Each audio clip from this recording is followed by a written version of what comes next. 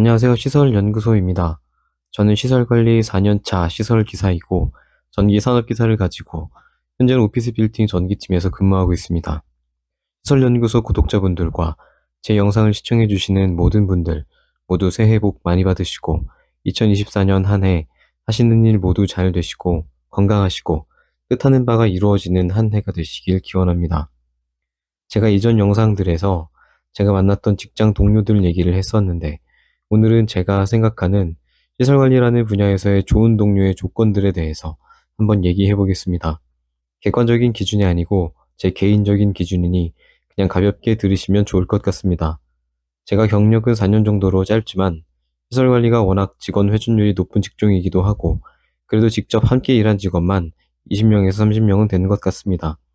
제가 함께 일했던 동료들을 통해서 느낀 점들 중 제가 느낀 점 위주로 얘기를 해보겠습니다. 제가 생각하는 좋은 동료의 조건 첫 번째는 존경할 만한 직원입니다. 사회생활을 하다 보면 함께 일하는 동료들 중에는 배울 점이 있는 직원도 만나고 배울 점이 전혀 없는 직원도 만나게 됩니다. 제가 시설 관리를 하면서 느낀 점은 시설 관리가 아닌 다른 일을 하던 때와 비교를 해봤을 때 시설 관리에는 배울 점이 그닥 없는 직원들도 은근히 있다는 점이었는데 그럼에도 불구하고 반대로 나한테는 없는 장점을 가진 직원들도 많이 봤어서 그들을 통해서 배우기도 많이 배우게 됐던 것 같습니다. 이를테면 이건 옳고 그름의 영역은 아닌 것 같지만 직원들에게는 관심이 없고 소홀히 하면서 윗사람에게 아부하는 것에만 열중하는 관리자가 있는 반면 어떤 관리자는 때마다 일은 할 만하냐고 물어보고 고충이 생기면 언제든 편하게 말하라면서 할 수 있는 최선을 다해서 도와주겠다고 말하는 그런 관리자도 있습니다. 어떤 직원은 어떻게든 일을 안 하려고 다른 기사들에게 일을 떠밀고 1인분을 하려는 노력조차 하지 않는 직원이 있는 반면에 말하지 않아도 쓰레기통에 차면 비우고 공용으로 쓰는 공구들을 닦고 정리하는 직원도 있습니다.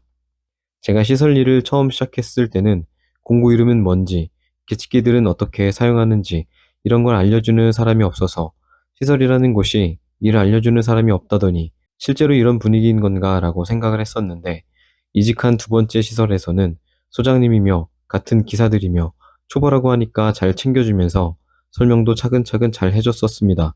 그래도 어찌됐건 완벽한 사람은 없기 때문에 함께 일하는 동료가 나에게 100% 맞을 수는 없는 것 같습니다. 제가 만났던 한 직원은 일을 할 때 항상 꼼꼼하게 하는 편인 직원이 있었는데 본인의 그런 면이 자랑스러운 건지 잘난 체를 많이 하고 다른 직원들한테 항상 너는 그것도 모르냐는 말을 입에 달고 사는 우쭐대는 걸 좋아하는 직원이 있었습니다. 그 직원은 그래도 허풍을 안 떠는 사람이어서 일을 할 때 실제로 굉장히 꼼꼼하게 하고 청소기를 쓰면 청소기 먼지통을 비워서 닦아놓는다든지 남에게 미루는 법이 없었습니다. 업무를 대하는 태도만큼은 지적할 게 없는 사람이었고 일을 믿고 맡길 수 있는 직원이었습니다. 교대 근무를 하다 보면 뭔가 할 일을 발견하면 못 본 척 넘어가기도 하고 좀 피곤하면 다음 근무자에게 일도 넘기고 싶어지는 게 사람 마음인데 그 직원의 꼼꼼함과 뭘 하든 확실하게 처리하는 걸 보면서 배운 점이 많았습니다. 살짝 여담이긴 한데 배우는 건 배우는 거고 그 직원 우쭐대는 게 보기 싫어서 그 사람과 교대 근무 같은 조가 아닌 걸 다행이라고 생각했었습니다. 하루는 시설 일을 15년 정도 했다는 형님이 얘기를 해주는데 자기가 지금 일하는 곳 소장 같은 소장이 없다며 언젠가 한번 그곳 직원이 뭔가를 잘못하고 사고를 쳐서 시설물에 금전적인 피해가 꽤 크게 발생한 일이 있었는데 직원의 잘못을 숨겨주고 소장이 대신 책임을 졌다고 합니다. 이 소장이라는 분이 좀 특이 케이스인 건 맞는데 이 형님이 말한 이 소장만큼 함께 일하는 직장 상사가 직원이 뭔가 잘못을 했을 때 책임을 대신 져주는 것까진 아니어도 질책할 건 질책하되 그 직원이 올바른 방향으로 갈 수 있도록 잘 이끌어주는 관리자가 좋은 관리자인 것 같습니다. 어쨌든 시설에서는 동료라면 배울 점이 있는 동료가 좋은 동료인 것 같고 관리자라면 직원들을 잘 챙기고 인격이 훌륭하거나 존경심이 저절로 생기는 선임자가 제가 생각하는 좋은 동료의 조건 첫 번째인 것 같습니다. 제가 생각하는 좋은 동료의 조건 두 번째는 일을 즐겁게 하는 동료 또는 근무 분위기를 즐겁게 만드는 동료입니다. 저는 말수가 많지 않은 편이어서 와이프와 대화하는 것 말고는 대화를 길게 하는 경우가 별로 없는데 대화를 잘 이끌어 나가지는 못해도 사람들하고 대화하는 것 자체는 좋아해서 편하게 대화를 잘 해주는 사람들을 좋아합니다.